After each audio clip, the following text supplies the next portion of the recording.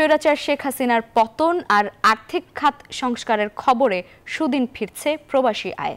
জুলাইয়ে ধস নামলেও গেল আগস্টে $2 বিলিয়ন বেশি রেমিটেন্স পাঠিয়েছেন প্রবাসীরা। প্রতিবারের মতো এবারও প্রবাসী আয় সংগ্রহে এগিয়ে বেসরকারি বাণিজ্যিক ব্যাংকগুলো।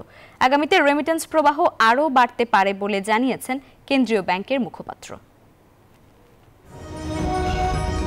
জুলাইয়ে ছাত্র আন্দোলনের মধ্যে ভাটা পড়ে প্রবাসী আয়। 10 মাসের মধ্যে সর্বনিম্ন প্রবাসী আয় দেখে বাংলাদেশ। শেখ হাসিনার পদত্যাগ আর অন্তর্বর্তীকালীন সরকার গঠনের পর এবার দেখা গেল ভিন্ন চিত্র।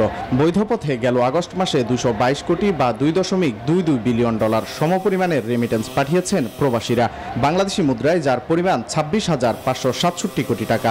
বাংলাদেশ ব্যাংকের তথ্য বলছে 1 মাসের ব্যবধানে রেমিটেন্স বেড়েছে 16%। খাত সংশ্লিষ্টরা বলছেন, সংকটের মধ্যে বিপুল পরিমাণ প্রবাসী আয় স্বস্তি ফেরাবে অর্থনীতিতে।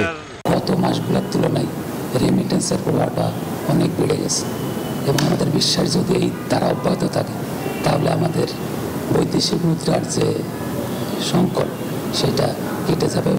ব্যাংক খাতে সংস্কার শুরু হওয়ায় আস্থা সংকট কেটেছে প্রবাসীদের, ফলে রেমিটেন্স প্রবাহ আরও বাড়বে এমন প্রত্যাশা কেন্দ্রীয় ব্যাংকের। গত বছরের একই সময়ের তুলনায় এই আগস্টের যে রেমিটেন্স প্রবাহ সেটা প্রায় 39% ইনক্রিজ করেছে।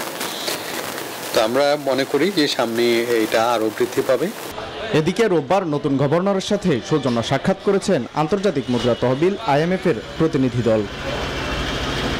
ওয়ালিদ সাকিব, নিউজ 24, ঢাকা।